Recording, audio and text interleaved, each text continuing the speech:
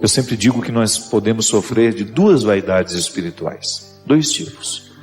Uma é aquela que faz a gente se sentir muito melhor que os outros, e a outra é aquela que faz a gente se sentir muito pior que os outros. Que às vezes nós somos arrogantes com as nossas pobrezas. Interessante isso, não é? Você já deve ter encontrado muita gente arrogante com as suas grandezas. Pessoas que são arrogantes porque se sentem grandes, se sentem vencedoras, se sentem famosas. Mas também é perigoso a gente encontrar, e nem sempre sabemos identificar que é isso, aquelas pessoas que são arrogantes porque se sentem pequenas demais, porque se sentem miseráveis demais. É no coração de uma pessoa assim que Jesus precisa entrar. Recordo-me como se fosse hoje. Eu nem era padre ainda. A minha oportunidade de imaginar a cena. A mulher samaritana recebendo Jesus ali na beira daquele poço, naquela realidade de tanto despojamento. Uma coisa que sempre me tocou nesse evangelho foi justamente a simplicidade que a samaritana teve de permitir, porque é preciso ter um despojamento de alma.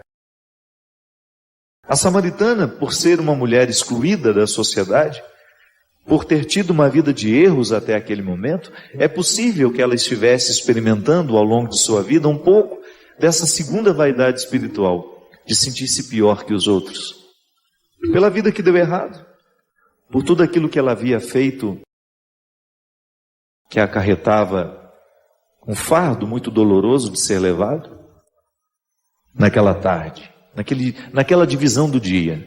Na verdade, o Evangelho fala que foi no meio do dia que Jesus teve esse encontro com a samaritana. O Evangelho fala assim: chegou, pois, a uma cidade da Samaria, chamada Sicar, perto da propriedade que Jacó tinha dado a seu filho José. E havia ali uma fonte de Jacó. Jesus, cansado da viagem, sentou-se junto à fonte. Era por volta do meio-dia. Veio uma mulher da Samaria buscar água, e Jesus lhe disse: dá-me de beber. A samaritana é surpreendida por um homem que lhe pede um favor. Assim começou aquele encontro. Jesus não faz um discurso para ela, Jesus não utiliza da autoridade religiosa que tinha, porque era um profundo conhecedor das Escrituras. Ele pede um favor. E pede um favor a um ser humano inusitado. O judeu jamais poderia falar com o samaritano. As convicções religiosas do tempo de Jesus eram assim, eram rigorosas. Plantavam naturalmente essa convicção no coração de que eu tinha, por ser judeu, o direito de desprezar o outro que estava numa classe que eu considerava, que o meu contexto religioso considerava desfavorável. Era uma outra raça, era impuro. Aquela mulher era uma mulher impura. Os seus discípulos tinham ido à cidade comprar algo para comer. E a samaritana disse a Jesus: como é que tu, sendo um judeu, pedes de beber a mim, que sou uma mulher samaritana? De fato, os judeus não se relacionam com os samaritanos. E Jesus respondeu: se conhecesses o dom de Deus, e quem é aquele que te diz, dá-me de beber, tu lhe pedirias, e ele te daria água viva. A mulher disse: Senhor, não tens sequer um balde, e o poço é fundo. De onde tens essa água viva? Serás maior que nosso pai Jacó, que nos deu este poço, do qual bebeu ele mesmo, como também os seus filhos e seus animais? Jesus respondeu a ela: todo o que beber desta água terá sede de novo. Mas quem beber da água que eu darei, nunca mais terá sede, porque a água que eu darei se tornará nele uma fonte de água jorrando para a vida eterna. A mulher disse então a Jesus: Senhor, Dá-me dessa água para que eu não tenha mais sede, nem tenha de vir aqui tirar água. Uma água que saciava outras dimensões da vida, que não só essa necessidade física que nós temos de ter água no nosso corpo, de hidratar o nosso corpo para que ele possa funcionar bem. É interessante porque é como se nós pudéssemos estabelecer essa transição. No programa da semana passada a gente falava de transição, daquela libertação que o povo hebreu precisava fazer para chegar ao Egito, sair do Egito para chegar à terra prometida. Como se nós pudéssemos dividir ali um antigo e um novo tempo. Na vida dessa mulher a mesma coisa. Jesus estava arrancando essa mulher de um contexto de coisas antigas, de realidades que já não alimentavam mais, e propondo a ela uma água nova. Jesus pede um favor a ela. E inicia com aquela mulher um processo terapêutico que vai arrancando dela todas as raízes que o erro havia deixado. Pelo poder da palavra, minha gente. Olha como isso é fascinante. O primeiro gesto que Jesus realiza para transformar a vida daquela mulher foi pedindo-lhe um copo d'água. Você quer algo mais ordinário do que isso? Você quer algo mais corriqueiro? A amizade que estava nascendo ali a partir de um pedido. Me dá um copo d'água, estou com sede agora. Mas o que na verdade Jesus pretendia com aquele pedido era entrar no coração daquela mulher. Ele lhe disse: vai chamar teu marido e volta aqui. Eu não tenho marido, respondeu a mulher. Ao que Jesus retrucou: disseste bem que não tens marido. De fato tiveste 5 maridos, e o que tens agora não é o teu marido, e nisto falaste a verdade. A mulher lhe disse: Senhor, vejo que és um profeta.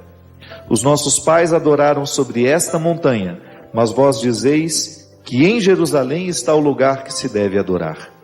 Jesus lhe respondeu: mulher, acredita-me, vem a hora em que nesta montanha, nem em Jerusalém, adorareis o Pai. Vós adorais o que não conheceis, nós adoramos o que conhecemos, pois a salvação vem dos judeus. Mas vem a hora, e é agora, em que os verdadeiros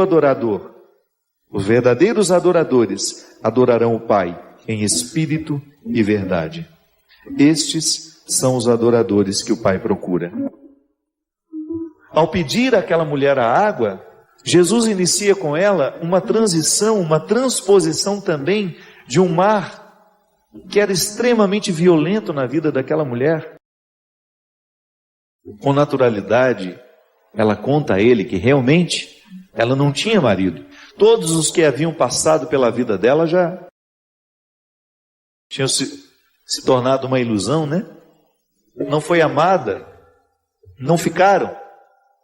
E é interessante porque ela já tinha tido 5, o que ela tinha atualmente não era dela, significa que ela tinha um rolo, né, um caso, devia ser amante de alguém. Ele queria sim abrir um espaço de confiança no coração dela.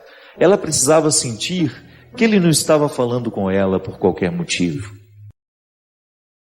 Primeiro, um profundo respeito por ela. Já começou quebrando ali aquela regra. Ele tinha o direito, por ser judeu, de não dirigir a palavra a ela. Ele preferiu quebrar aquela regra. Pede água. E inicia com ela um discurso que foi fazendo com que aquela mulher pudesse trazer todo o passado à tona e corrigi-lo à luz de alguém que começou a amá-la, que a viu com misericórdia, que ao pedir um copo de água para ela, estava oferecendo uma água viva que tinha o poder de transformar profundamente o seu coração. Deus é espírito, e o que o adora deve adorá-lo em espírito e verdade. A mulher disse: eu sei que virá o Messias, isto é, o Cristo, e quando ele vier, nos fará conhecer todas as coisas. Jesus lhe disse: sou eu que estou falando contigo. Jesus entra na vida dessa mulher a partir dessa pertença mística, que faz com que tudo aquilo que havia sido um passado desastroso seja reinterpretado à luz de um amor, de um novo matrimônio, de uma comunhão que só Deus pode fazer estabelecer. E também esse encontro acontece na metade do dia, como se o evangelista quisesse nos mostrar que até então tudo aquilo que havia sido desastroso até o meio-dia, com a chegada do Cristo, com essa água viva que ele oferece a essa mulher, torna-se uma divisão, o Antigo Testamento e o Novo, o velho dando lugar à novidade. Eu sempre gosto de dizer isso, nós ainda não alcançamos quase nada do que podemos em nós mesmos. Estamos ainda no alpendre da casa. Se a gente pode dizer que nós somos uma casa, nós só estamos no alpendre. A gente ainda não adentrou a sala principal, os quartos, a cozinha, os subterrâneos. Por quê? Porque muitas vezes ficamos parados naquilo que não deu certo. Porque muitas vezes insistimos em colocar os nossos olhos nas realidades da nossa vida que não foram favoráveis, que não foram felizes. Da mesma maneira como essa mulher também tinha um passado todo estragado. Mas de repente, naquele momento, naquele meio-dia, naquela divisão do dia com a tarde, um favor lhe é pedido. E a partir daquele copo d'água, uma grande transformação acontece na sua história. Tudo isso é passo de mudança, de superação, de maturidade, que essa mulher viveu e que nós também precisamos viver diariamente. Essa mulher não teve medo de falar de si mesma. Por quê? Porque Jesus não começou com um discurso arrogante. Ao pedir a ela um favor, um copo de água, ele estabeleceu imediatamente com ela uma relação de confiança. Ele me pediu água. Significa que ele não é arrogante. Significa que ele acredita na possibilidade de eu lhe oferecer alguma coisa que seja boa. Ele não me acha tão desprezível assim. Ele olha para mim e consegue encontrar um valor em mim. Essa é a experiência que a samaritana faz de Jesus, ao perceber que ele começa do jeito certo. Pede a ela um favor, pede a ela um copo d'água e começa a oferecer a ela todos os instrumentais necessários para recrutar o passado e dar um jeito nele. Quantas vezes nós também temos aqui no coração, na mente, as realidades que nos oprimem, as dificuldades, um luto a ser organizado. Tantas vezes a gente encontra pessoas que não conseguiram dar continuidade à sua vida porque não sepultaram ainda os seus mortos. Como assim, padre? O sepultamento foi dia tal, no cemitério tal. Não estou falando desse sepultamento físico. Eu estou falando daquele luto que nós precisamos organizar diariamente dentro de nós, recolocando as coisas no lugar, lavando os nossos sentimentos de todas as mágoas, de tudo aquilo que é doído. Eu me recordo quando a minha irmã morreu, foi tão doído, tão desastroso para mim aquilo, que eu pensei que eu nunca mais fosse ser capaz de sorrir na minha vida.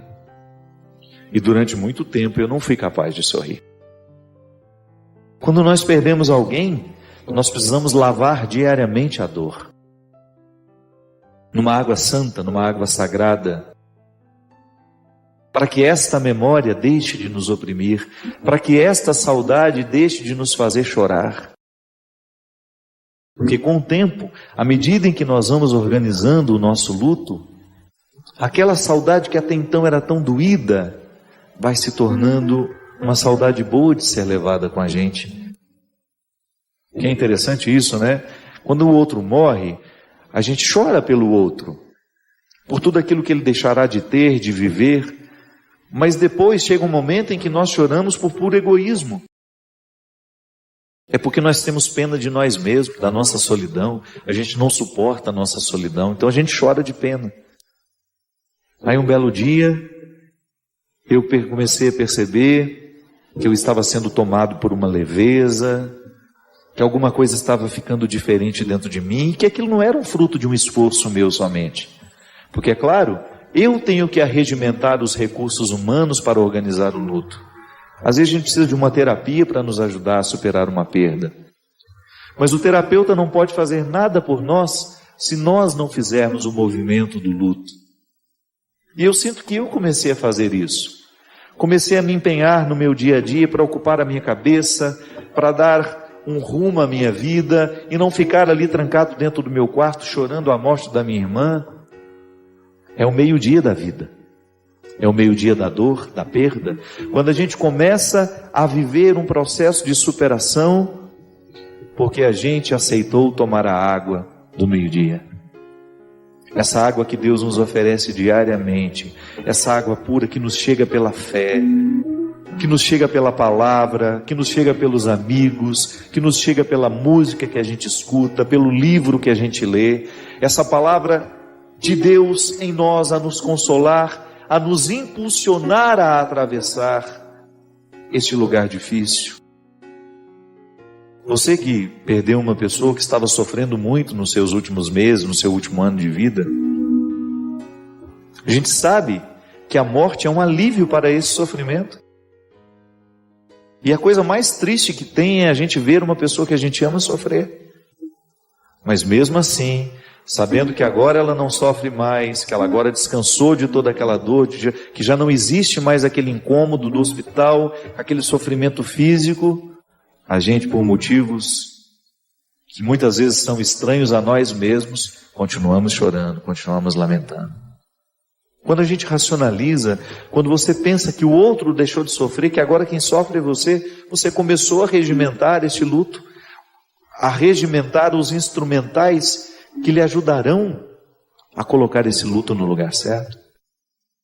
Eu dei o exemplo do luto, da dor, da perda, mas pode ser também a traição. Quantos de nós, amargurados pela dor da traição, também precisamos organizar o luto? Precisamos reinterpretar o valor da desilusão em nós. Toda vez que a gente se desilude com o outro, é muito cruel mesmo, é triste, é doído. Mas se você for pensar com mais profundidade, desça um pouco os degraus dessa desilusão. Não veja só a sala em que ela te colocou. Porque às vezes a desilusão nos coloca numa sala e a gente não percebe que tem uma mais embaixo. E se você ousa descobrir o degrau que te leva até essa embaixo, essa sala mais profunda, você vai ver que a desilusão é uma oportunidade muito feliz que a gente tem de ter contato com a realidade. Então tá bom. Desiludido que eu estou, eu tenho a oportunidade de lidar o outro com mais realidade. Lidar com o outro com um pouco mais de realidade. Hoje Deus também pede-nos um copo de água. Estabelece com a gente uma relação de amizade para nos ajudar a dar um jeito nessa tarde que nos resta. Ele nos ajuda a olhar essa manhã que não foi muito feliz.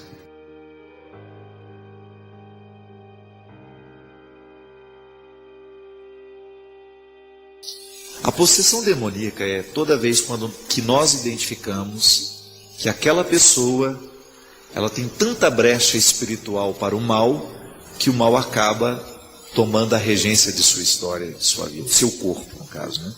Ela fica possessa. Eu nunca vi um caso assim.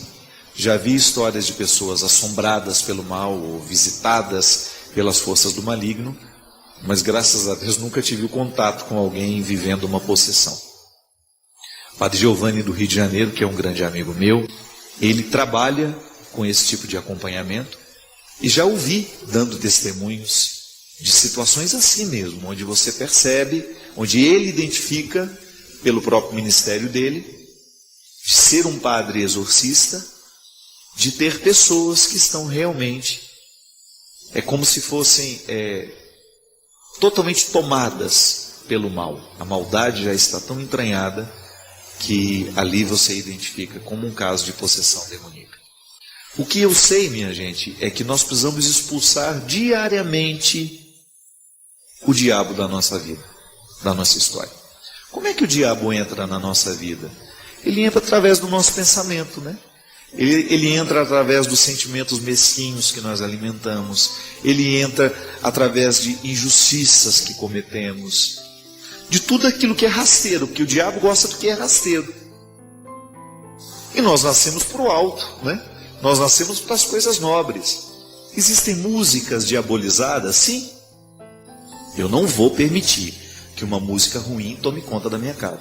Quem mora lá, quem convive comigo sabe que até mesmo esses filmes muito violentos, esses noticiários que exploram o tempo todo a violência, que mostram o corpo sangrando, a família chorando em cima do defunto que está sendo... Eu não, pelo amor de Deus, na minha casa, eu não assisto isso e proíbo terminantemente que se assista no momento que nós estamos almoçando, que nós estamos comendo, qualquer coisa que venha perturbar a minha paz.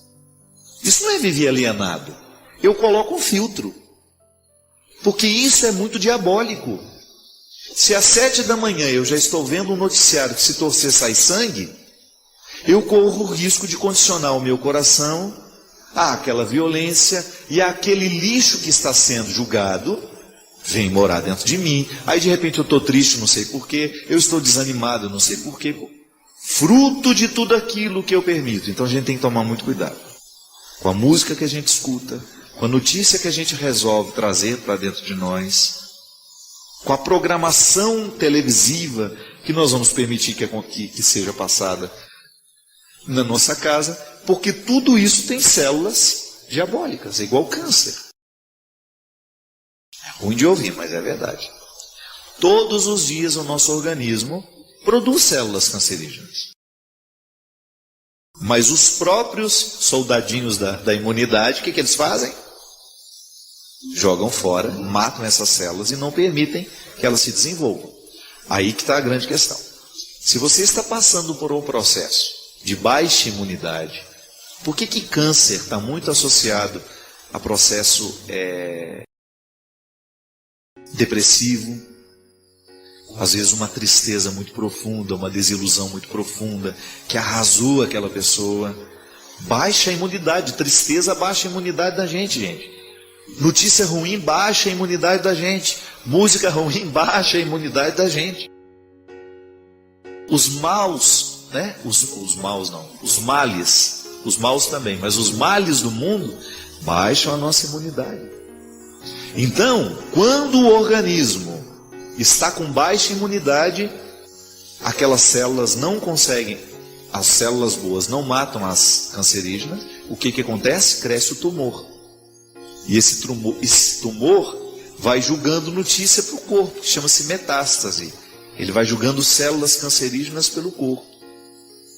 Sabe, minha gente, eu não posso estar sendo dramático, mas eu acredito que a mesma coisa acontece no campo espiritual. Vamos dizer que células cancerígenas são células diabólicas, que nos vêm através de uma palavra, que nos vêm através de uma música, de um comportamento, que a gente vai assimilando. E porque temos baixa imunidade espiritual, né? Porque isso, infelizmente, na vida moderna, nós não temos muito tempo para oração, nós não temos tempo para reflexão, nós não temos tempo para o silêncio, a nossa vida é corrida demais, Deus vai sendo expulso aos poucos da nossa vida. O que vai acontecendo? Nós vamos tendo baixa imunidade espiritual, o diabo vai crescendo dentro de nós. E de repente a gente é capaz de atos tão diabólicos, nós somos capazes de assassinar o nosso irmão, porque ele está servindo como um empecilho para a gente alcançar o que a gente quer. A inveja, como a inveja é um sentimento diabólico, porque às vezes, por causa da inveja e do ciúme que a gente sente do outro, a gente é capaz de criar uma máscara diabólica para o outro, mas ela está em nós.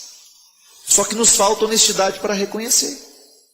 Então, se eu permito que pequenas células diabólicas tomem conta do meu coração e eu estou em baixa imunidade espiritual, porque está faltando Deus na minha vida, ou está faltando aquilo que me ressuscita, né? aí eu vou ficando diabolizado. A possessão é isso. Ainda que a gente não urre, como naqueles filmes que a gente vê, ou vomite aquele abacate na cara dos outros, né? Mas às vezes a gente vomita coisa pior, né? Vomita palavras horrorosas, né? Vomita ofensas. Julgamos sobre o outro aquele caldo verde de ofensas, né? Deus me livre. Então a gente tem que tomar cuidado assim. Agora, eu faço de tudo e prego o tempo todo. O diabo não mora em corações sinceros. Porque o coração sincero, ele é capaz de reconhecer diariamente quais são as células diabólicas que estão em nós. Seria tão melhor, minha gente, se a gente tivesse essa honestidade todos os dias. É o bendito exame de consciência que minha mãe me ensinou quando eu era pequeno. Ela fazia deitar, a gente fechava os olhos assim, sentado na cama. Está na hora do exame de consciência. Ela falava. Eu nem sabia o que era isso, não sabia o que era exame, nem sabia o que era consciência. Eram duas palavras esquisitas.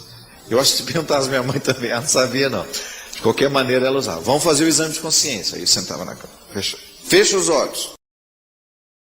Fez o exame de consciência? Eu falei, fiz. Até que um dia alguém me ensinou que o exame de consciência era a gente rever todas as ações do dia e descobrir qual ação foi ruim. E a minha mãe é muito sábia nesse aspecto. Ela nunca permitia, quando ela via alguma coisa de errado que a gente tenha feito, ela corrigia a gente na hora. Eu me lembro, eu era muito pequeno, meu irmão era um pouco maior que eu, mais velho que eu, o Geraldo. Um dia o Geraldo apareceu com um carrinho que não era dele lá em casa. E aí minha mãe falou para ele assim, Geraldo, onde você arrumou esse carrinho? Aí eu falei assim, eu achei. Geraldo, onde foi que você achou esse carrinho? Eu achei ali. Pois então você vai me levar lá e vai me mostrar onde foi que você achou esse carrinho. Aí no meio do caminho ele foi ficando apertado. Aí eu falei, não, sabe o que é? É que na verdade ele estava ali, dentro daquele portão ali. Aí eu peguei e levei para brincar um pouquinho. Ela falou assim, pois então você vai bater na porta, isso ela com ele, né? Nós vamos lá, você vai bater na porta, vai chamar o dono da casa, vai devolver e pedir desculpa porque você fez isso. Que não é certo você pegar o que é do outro.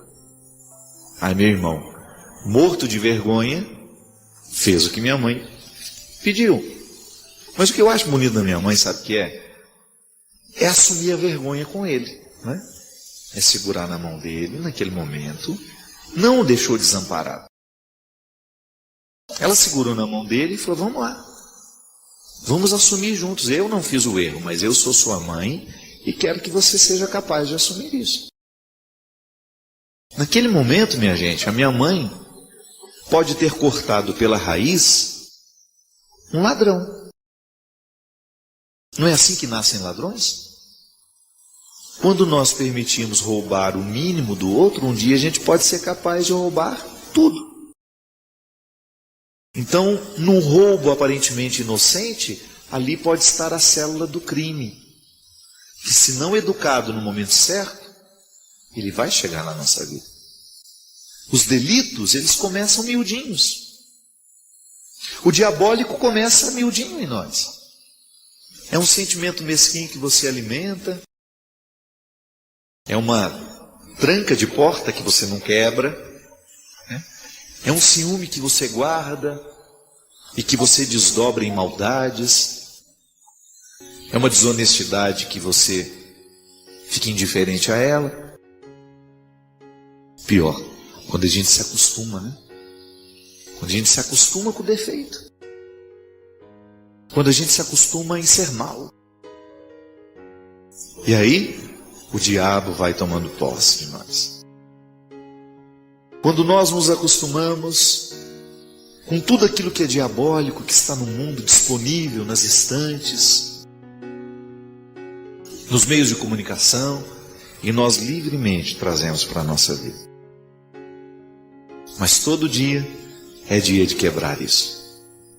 Nós não estamos condenados a levar para a cama hoje as células cancerígenas que o diabo colocou em nós hoje. Faça aí seu exame de consciência como me ensinou a minha mãe. Quais foram os sentimentos que você alimentou hoje que não lhe fazem feliz? Quais foram os sentimentos que hoje você trouxe para o seu coração que você sabe que ao invés de lhe trazer vida, eles lhe matam? E joga fora isso.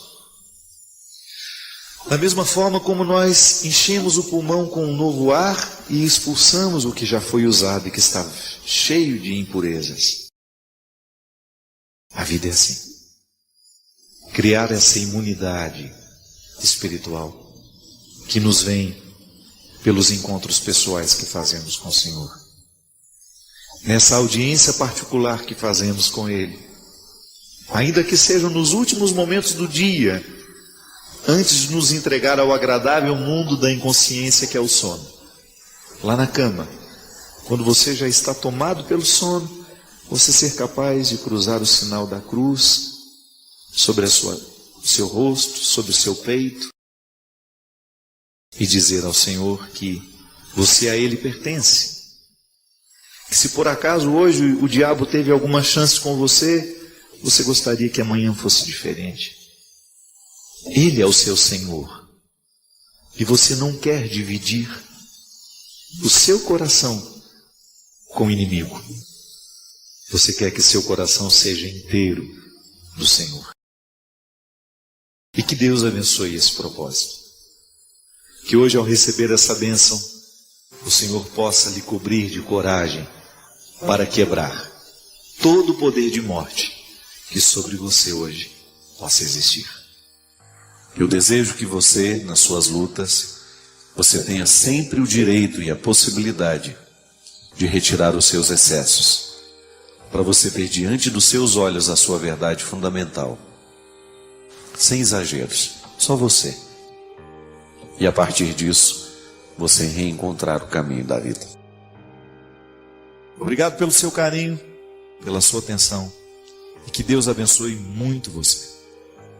Que Deus derrame sobre o seu coração, sobre a sua casa, sobre a sua vida, a disposição que caracterizou o coração de Nossa Senhora. Para que, exemplo dela, a gente também possa ser um cristão de verdade, levando sempre Jesus no colo, para apresentá-lo àqueles que ainda não o conhecem. Derrame sobre nós a bênção do Deus Todo-Poderoso, Pai, Filho e Espírito Santo.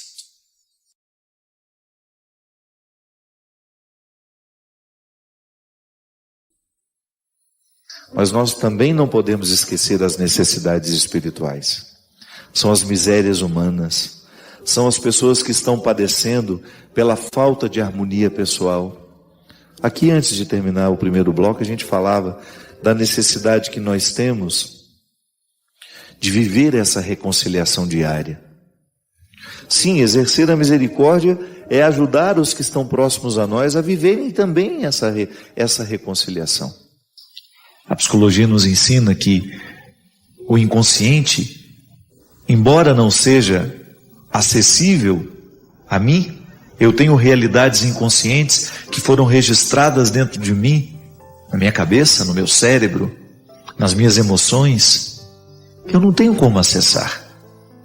Mas de vez em quando eu identifico alguma coisa do meu comportamento que eu desconheço a causa e que está lá no meu inconsciente, mandando os recados, né? O inconsciente manda os seus recados.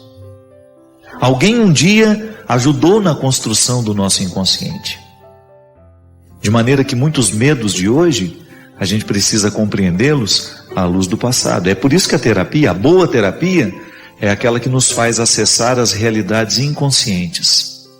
E vamos jogando luz sobre esse inconsciente e vamos consertando aquilo, no dia de hoje, aquilo que estava estragado lá no passado.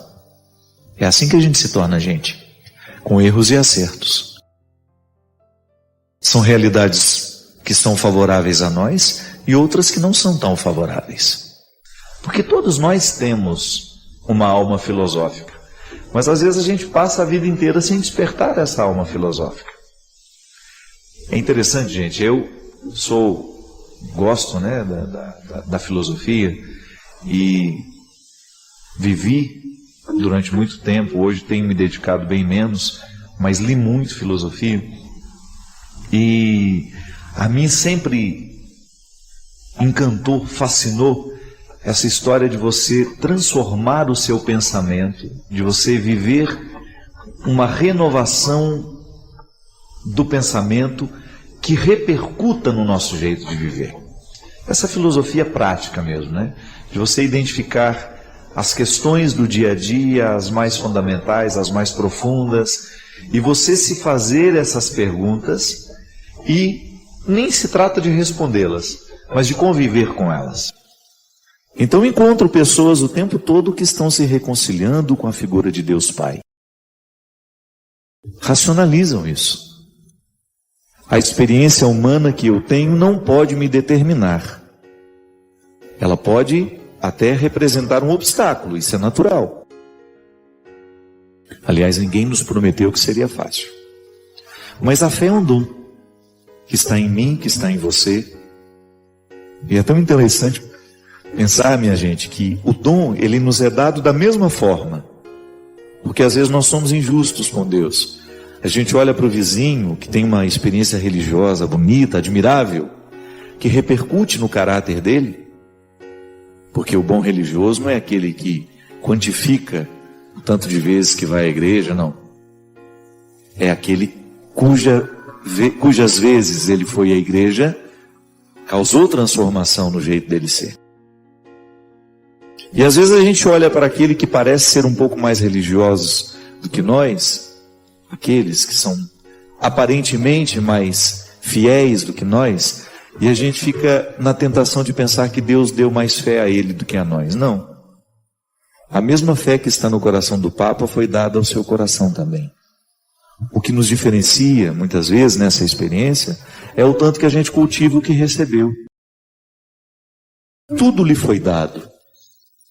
O bandido que está lá na penitenciária agora, que matou 16, 20, 30 pessoas, ele continua sendo sublime, mas ele está sedimentado no joio do mundo.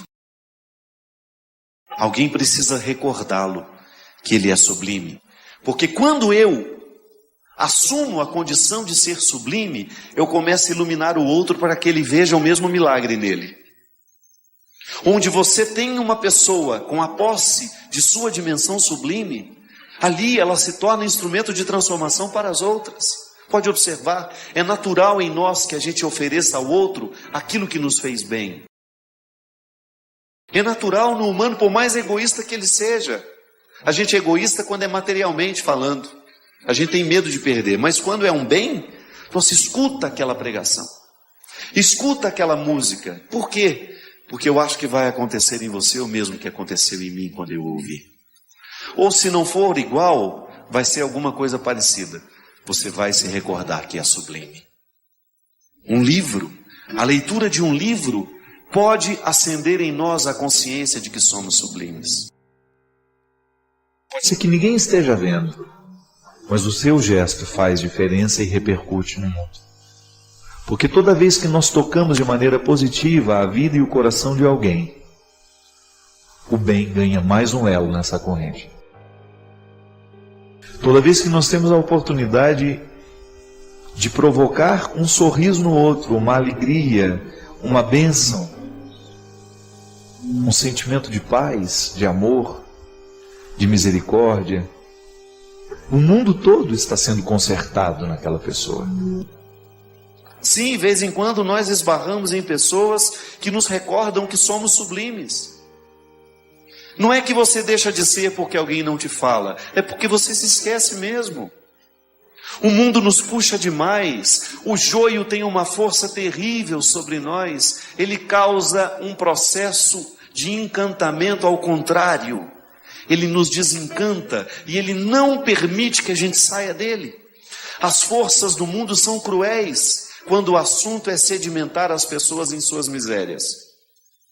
E é por isso que dá tanto trabalho depois ir lá arrancar aquela pessoa que ficou sedimentada em suas misérias.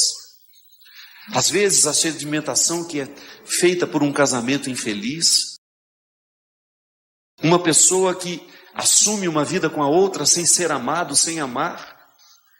Aquele relacionamento infeliz sedimenta aquela pessoa naquele contexto de destruição. Ela esquece que ela é sublime. Então a gente entende que Deus Pai é amor quando eu faço uma experiência positiva do meu Pai que é amor.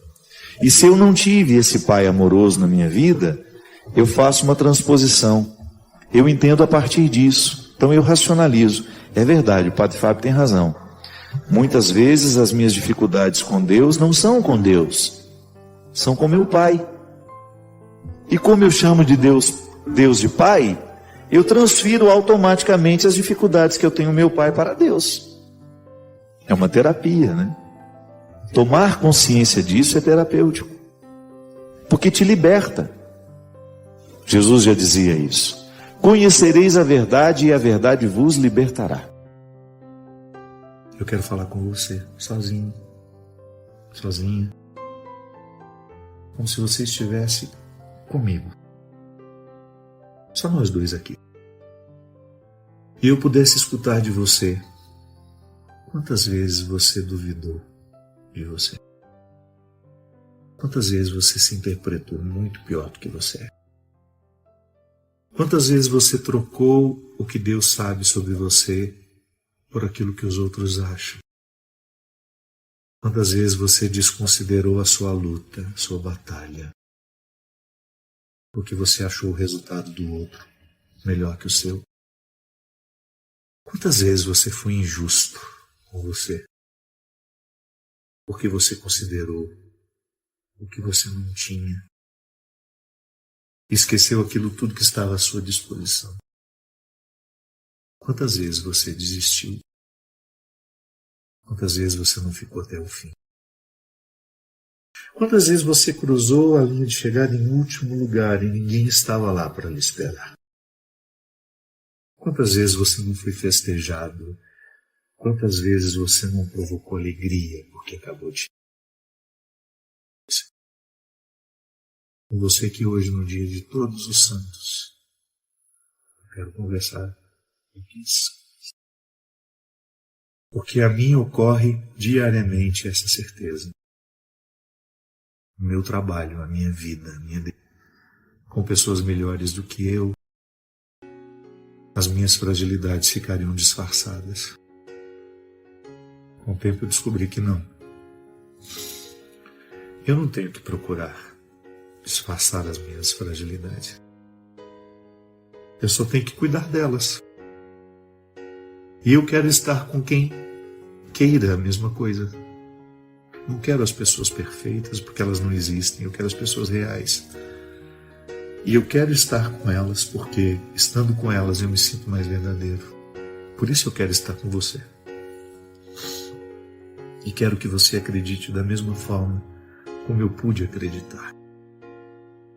Se o processo religioso lhe jogou fora, se em algum momento da sua vida uma autoridade religiosa, um discurso religioso colocou uma oposição entre você e Deus, ouse retirar esse obstáculo.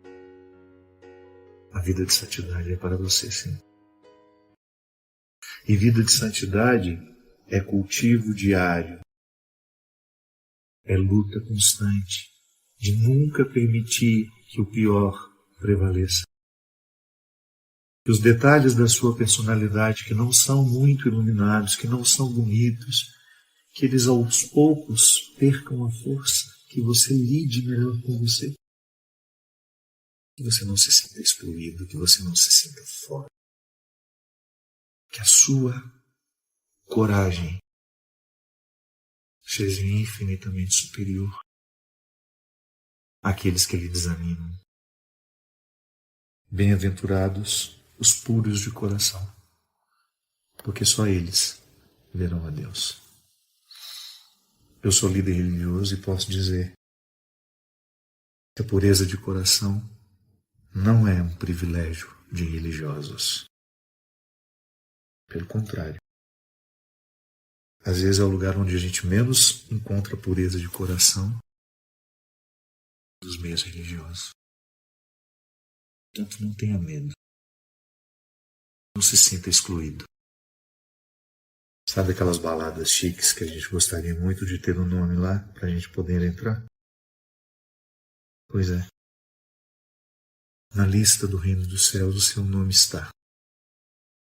Ninguém vai retirar. Na lista que nos dá acesso a Deus, o seu nome está inscrito definitivamente. E se alguém na portaria ousar dizer que você não foi convidado, não acredite. Não há nada que você tenha feito, ou que você possa fazer, que modifique a decisão de Deus de estar em você, de florescer em você, por você, através de você. Não há nada, absolutamente nada, que modifique essa decisão. É com você que eu quis falar. Você que tem dificuldade de acreditar que Deus ama você, por aquilo que você fez, ou por aquilo que você deixou de fazer. Eu tenho certeza, e a minha fé me faz pensar isso o tempo todo, que a Adélia Prado tem razão. Quando num poema em que ela tenta fazer uma descrição de Deus, ela diz que Deus tem a pele vincada de tanto sorrir para ela. É assim. Que Deus lhe ajude nas suas lutas, que Deus lhe fortaleça nas suas batalhas, que Deus lhe conceda a graça de nunca se prender, de nunca se prender aos olhares que lhe desprezam, de nunca ficar, de nunca permitir que a última palavra seja daquele que lhe condena. Que você desafie a ouvir a voz que lá no íntimo, que quando não está sob os obstáculos dos que gritam ao nosso redor, nos garante, nos dá a certeza de que o nosso lugar na lista continua. O banquete está posto e você será eternamente convidado. Chegue quando quiser. Venha quando quiser. É Deus lhe dizer que hoje a santidade é sua. E que nós somos convidados a viver em empenho diário para que a nossa santidade floresça da maneira mais bonita, mais simples. Para que a nossa santidade seja hoje um projeto de vida. Que Deus nos abençoe, nos conceda a sua paz. Ele que é Pai, Filho e Espírito Santo. Obrigado por terem estado comigo.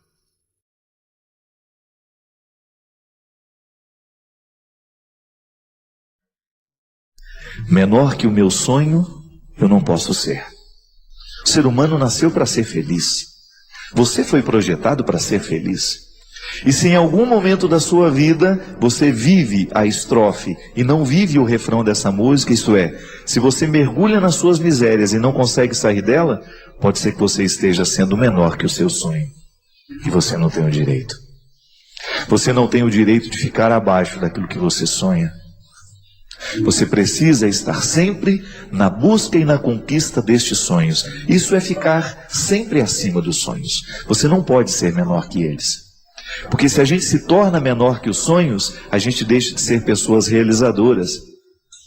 A gente deixa de buscar a realização nossa de cada dia. Essa aí que você tem que buscar todos os dias para ter força para reinventar a sua vida e para enfrentar os problemas que são próprios dela. Eu sei que às vezes a nossa tentação é a gente ficar menor que o sonho. É a gente, isso não foi feito para mim não, eu não consigo, eu não dou conta, eu não sei, eu não posso. Já parou para prestar atenção o quanto que a gente se esconde nessas expressões? Eu não vou conseguir, eu não vou alcançar, eu não posso, já chegou o meu tempo de parar. Não seja menor que os seus sonhos. Mesmo que você já esteja em idade avançada, Eu tenho certeza que se você for sincero com você, você vai encontrar muita coisa aí dentro do seu coração que você ainda não realizou. E aí eu lhe pergunto, já não dá mais tempo? Já não é possível mais reinventar a própria vida? Claro que é. Porque Deus está o tempo todo nos soprando de novo. Deus está o tempo todo nos concedendo a graça da renovação nossa. Da renovação nossa de cada dia. Deus está nos soprando todos os dias pela força do seu Espírito, aquele elan vital para que a gente possa continuar dando conta da vida. É isso, minha gente. Não são raras as vezes em que a vida parece nos sufocar, em que as dificuldades que nós enfrentamos se tornam maiores do que a nossa coragem. Não são raros os momentos em que a gente tem aquela sensação de que a vida é mais pesada do que nós podemos suportar. E é nessa hora que nós precisamos prender os nossos olhos no refrão de esperança. Porque a esperança tem o poder de nos fazer novos. É interessante como que na vida, de repente, quando menos imaginamos, um novo espírito toma conta de nós. E aquilo que parecia tão antigo, tão pesado sobre nós, ganha ares de novidade. Não é que a vida mudou, mas mudou alguma coisa dentro de nós. Mudou o nosso jeito de olhar para ela, mudou o nosso jeito de interpretar os problemas, mudou o nosso jeito de olhar para a nossa doença. Aquelas pessoas que enfrentam as suas enfermidades, você tem duas maneiras de olhar para elas. Ou você enfrenta como um tempo desagradável, cheio de limites, ou você enfrenta com um tempo de possibilidades. Ou você enfrenta como a minha doença me ensina. O que ela me ensina? A lidar com os meus limites, a compreender um pouco mais os limites dos outros. Porque se a minha doença não me humaniza, eu não sei o que nessa vida vai ser capaz de me humanizar. Eu tenho uma amiga que enfrenta sérios problemas de saúde. Mas quando você olha para ela, você quase não percebe. E outro dia, passando numa loja, ela estava comigo nessa loja, olhamos algumas coisas que eu precisava ver e fiquei de voltar depois. E hoje eu tive a oportunidade de voltar naquela loja. E qual foi a minha surpresa? Que a vendedora olhou para mim e disse assim: cadê aquela sua amiga que veio junto? Eu disse: hoje ela não pôde vir, está trabalhando. A menina me disse assim: nossa, ela me transmitiu tanta coisa boa, ela me pareceu ser uma pessoa tão feliz, ela me pareceu ser uma pessoa tão realizada. E eu não tive dúvida em contar naquela hora das grandes dificuldades que a minha amiga enfrentava. E eu fui contando tudo que a minha amiga tinha, tudo que ela estava passando nos últimos tempos, de enfermidades físicas, e pude observar nos olhos daquela vendedora que me conversava comigo, que me atendia naquela hora, as lágrimas querendo descer. Imediatamente ela chamou a colega que trabalhava na loja e me disse assim, e disse para ela: nossa, se você visse como ela é, você jamais imaginaria que aquela pessoa passa pelas dificuldades que passa. Sabe qual é o segredo? Eu saí da loja orgulhoso da minha amiga. O segredo é que ela nunca fica menor que o sonho dela. O segredo é que ela nunca permite que a sua enfermidade se torne maior que as suas esperanças. O segredo dela é que ela continua acreditando no olhar de Jesus. Ela não se desprende dele por nada nesse mundo. Ela não presta atenção no câncer que tem. Ela presta atenção no Deus que lhe empresta a vida a cada dia. E a ela não importa quanto tempo ela ainda tem nessa vida. A ela importa é a qualidade de cada instante. Ela não fica pensando nos meses que virão, nas dificuldades que enfrentará, ou se ainda terá quanto tempo de vida. Ela não fica se prendendo nisso. Ela não fala dessas coisas. Ela preferiu enfrentar o câncer e a dificuldade de um outro jeito. Ela preferiu enfrentar sorrindo, conquistando as pessoas. Ela não perde tempo em lamentar as dores constantes que sofre.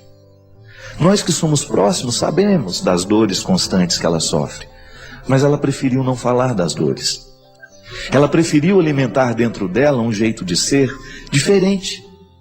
Ela preferiu dar testemunho da fé que ela professa, ela preferiu dar testemunho do Jesus que ela ama, assim, vivendo de maneira esperançosa tudo o que vive.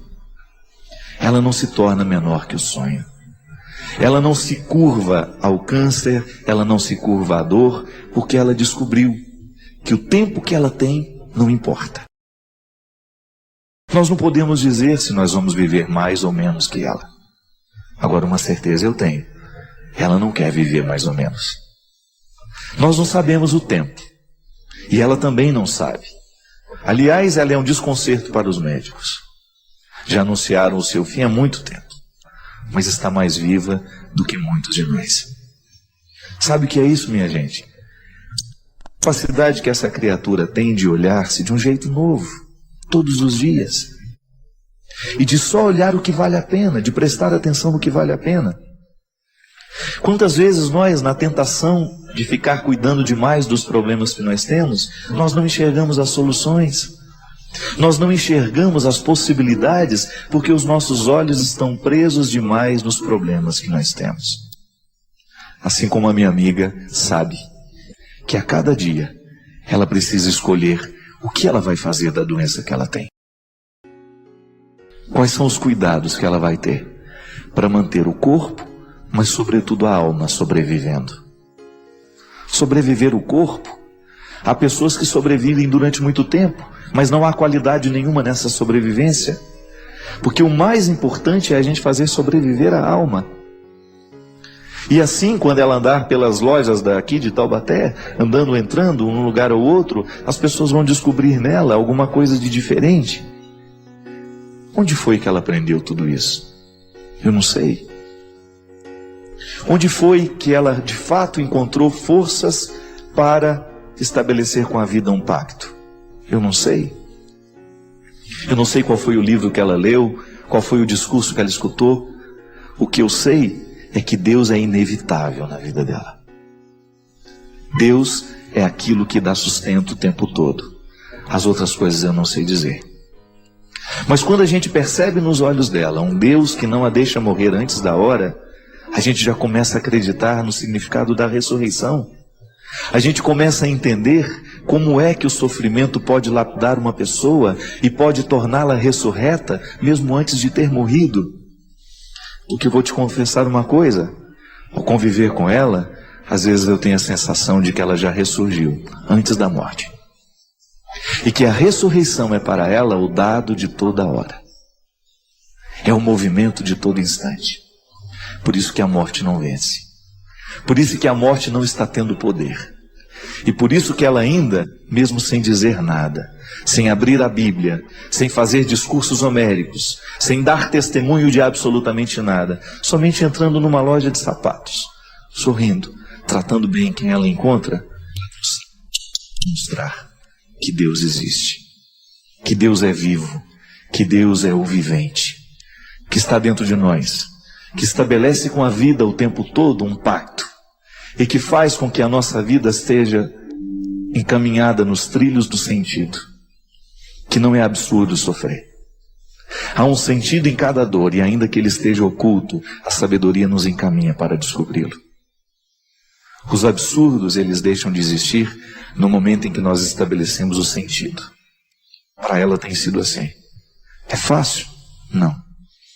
Só Deus sabe quanta energia ela precisa gastar para continuar alimentando o sorriso que ela tem.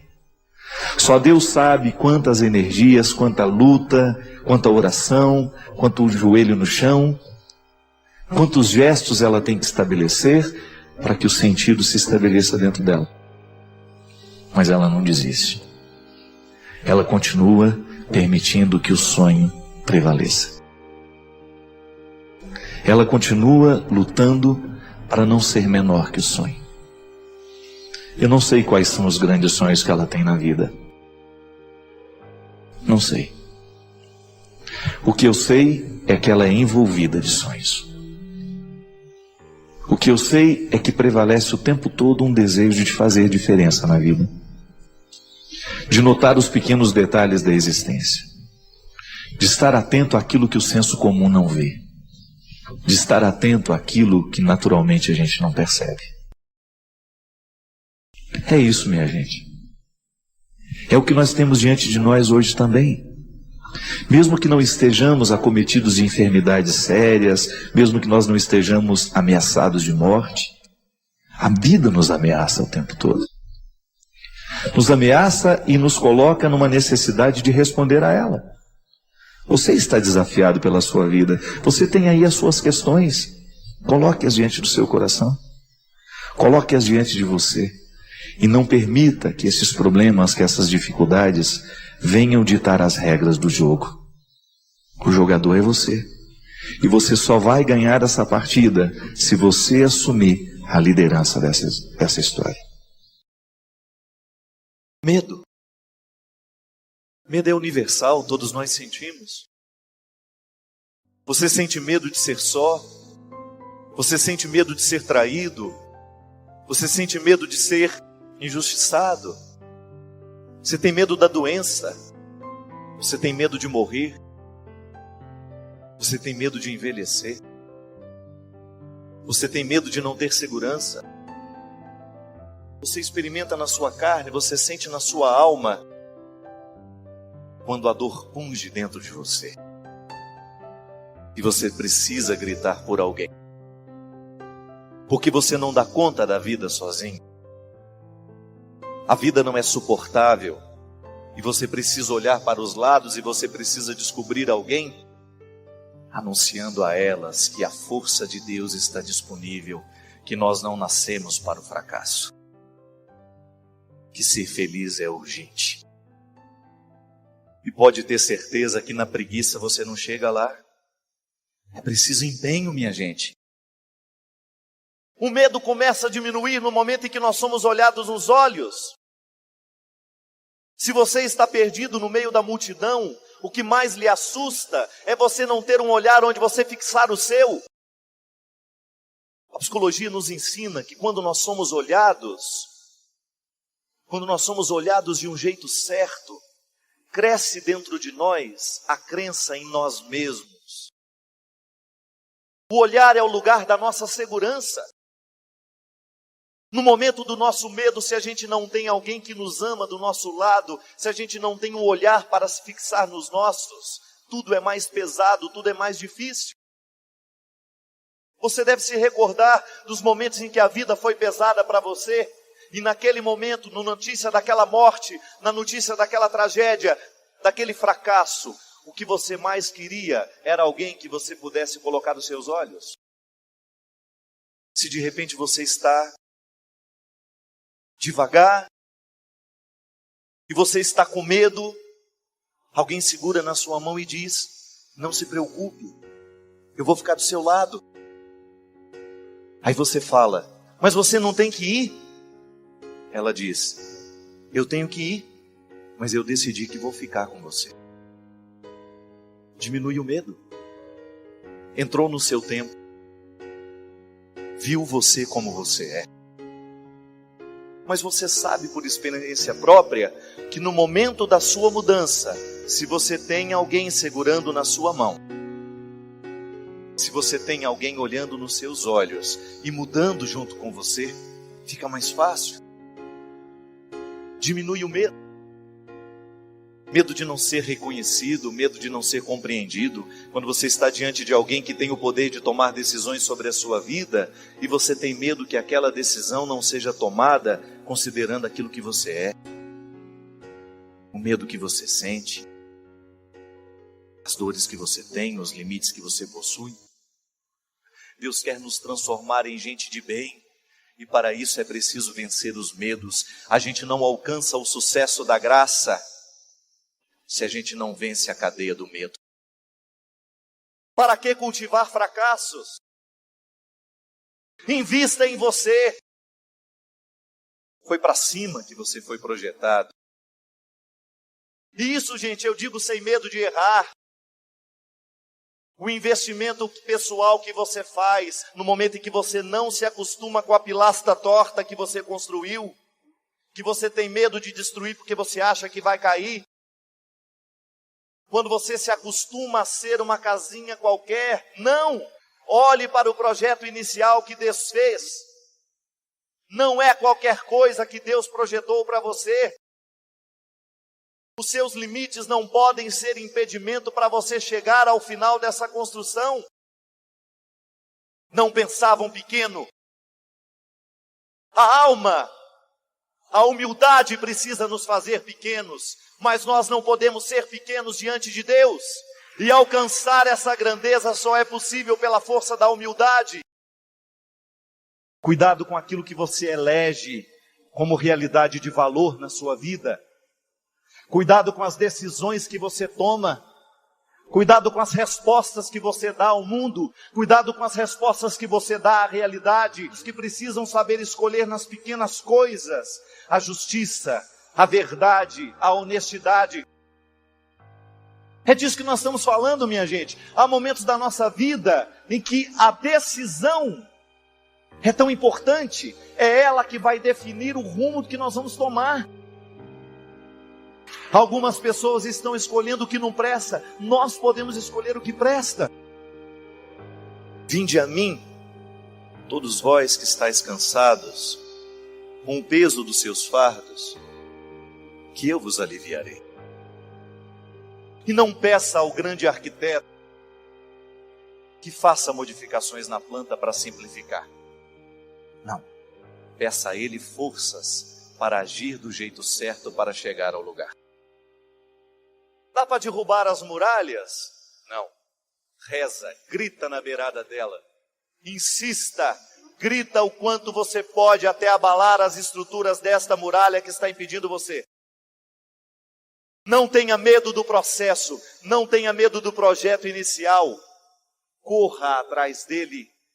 Corra atrás daquilo que é honesto, daquilo que é puro, e você não vai ter outro destino se não tornar-se puro também. Purificar aos poucos a sua vida, o seu coração destes excessos que lhe enchem de medo.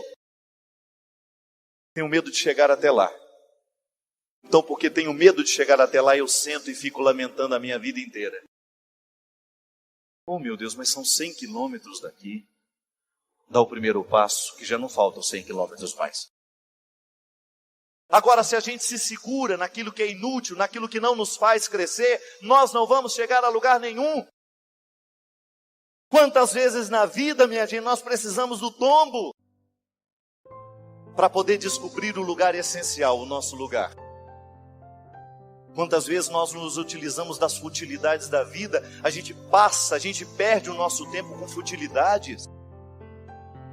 Mas aí, quando pela força do movimento de Deus na história, você descobre, mas que é justamente o olhar de Deus fixos em nós, a nos convencer de que nós podemos, de que a vitória está nos oferecendo, que a vitória está diante de nós, e que para a gente chegar a ela, basta a gente ter coragem de se erguer. Talvez você tenha passado pela experiência de algum momento da sua vida, você estar diante de alguém que pudesse lhe dizer isso. Olha, se preciso for, eu dou a minha vida por você. São as pessoas que nos amam de verdade.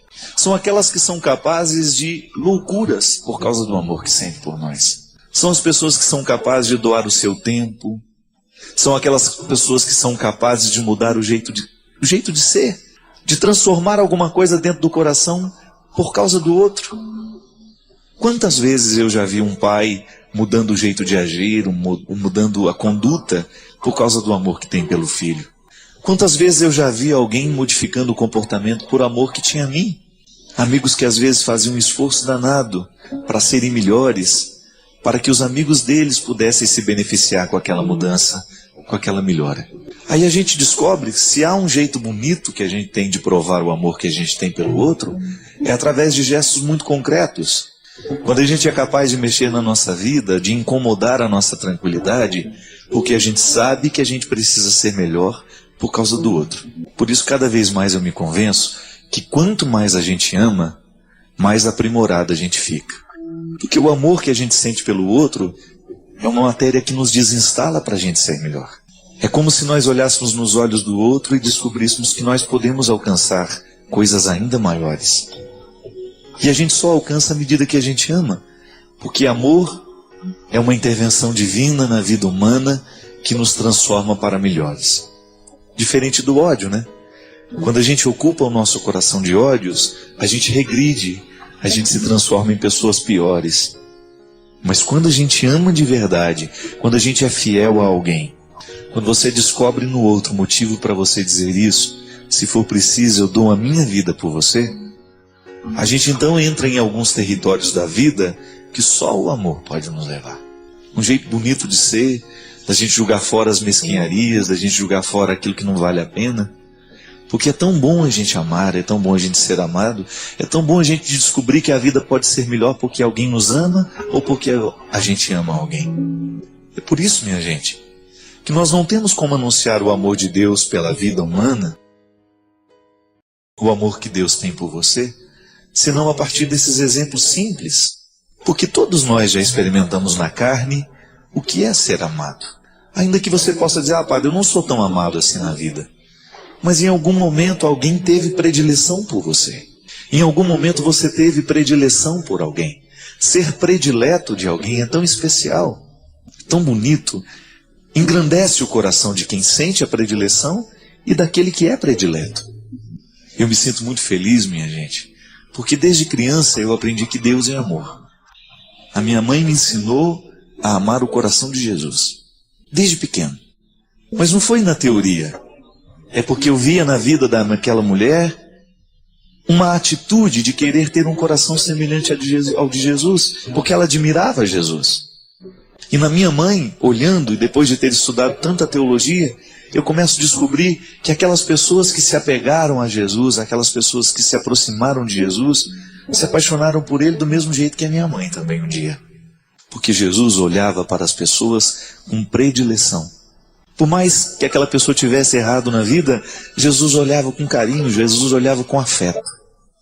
Tanto é que a pessoa era capaz de reconhecer o seu erro, era capaz de reconhecer uma vida inteira de coisas erradas, de situações desastrosas, de maneira otimista, porque Jesus não lhes colocava na culpa.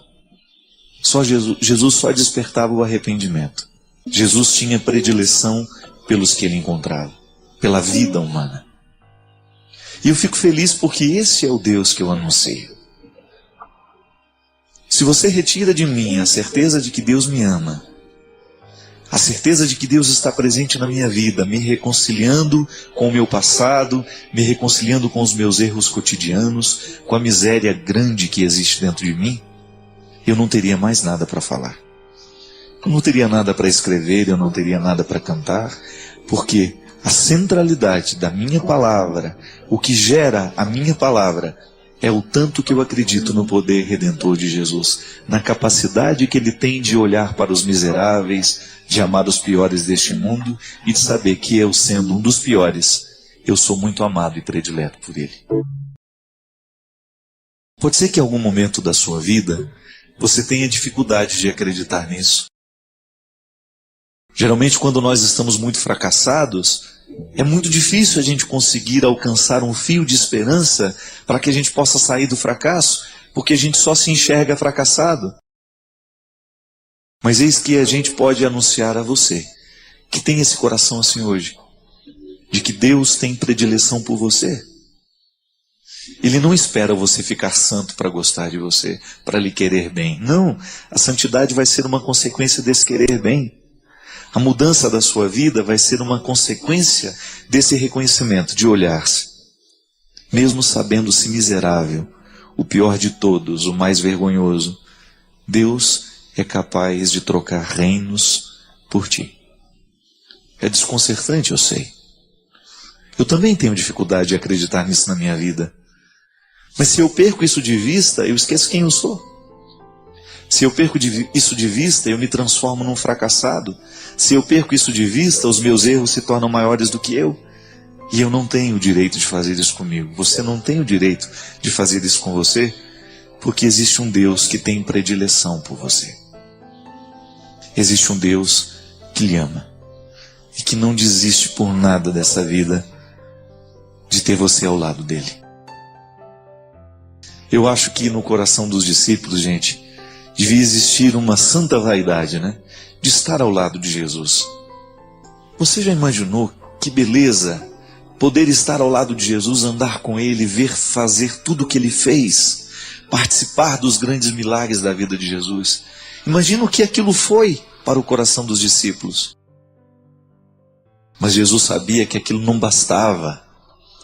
O que ia segurar o coração deles era depois da morte, no momento em que eles não tivessem mais aquela presença ao lado, e mesmo assim eles precisassem colocar diante deles a certeza de que o Cristo continuaria movendo a vida deles mesmo depois da morte. E o único jeito que um discípulo, que um apóstolo tem de continuar no tempo, sem desistir, é ele se recordando do quanto Jesus amava. O amor é que encoraja a gente continuar dando o testemunho da ressurreição. Aquele que me amou, aquele que me envolveu, aquele que me envolve o tempo todo, me leva a estar aqui hoje, a olhar para você, para lhe desafiar a encontrá-lo também. E que, portanto, qualquer mudança que tiver que acontecer na nossa vida, terá que nascer como uma resposta amorosa, não outra coisa. Não é uma obrigação. Não transforme a sua religião num código de obrigações, não. Deus não se alegra com a obrigação cumprida. Deus se alegra com aquele coração que foi tocado pela sua misericórdia, e assim, nesse toque, a partir dele, descobre um jeito bonito de viver. É isso que é religião. Sua presença é valiosa para nós. Nos diga o que achou deste vídeo nos comentários, inscreva-se para não perder os próximos capítulos e convide outros a fazerem parte desta comunidade.